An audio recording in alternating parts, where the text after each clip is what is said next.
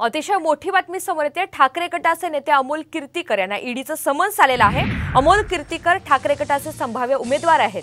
तर अमोल कीर्तीकर यांना मुंबईतून निवडणूक लढवण्याची ते शक्यता आहे आणि या सगळ्याच्या पार्श्वभूमीवर आता ठाकरे गटाचे नेते अमोल कीर्तीकर यांना दुसरीकडे ईडीचं समन्स आले।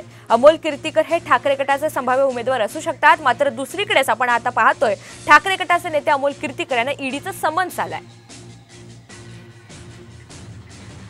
अधिकची माहिती आपल्याला सचिन गाड देत आहे। सचिन, ठाकरे गटाचे नेते अमोल कीर्तीकर यांना ईडीचं समन्स आलंय, काय कारण सांगितलं जातंय, हे सगळं प्रकरण काय आहे?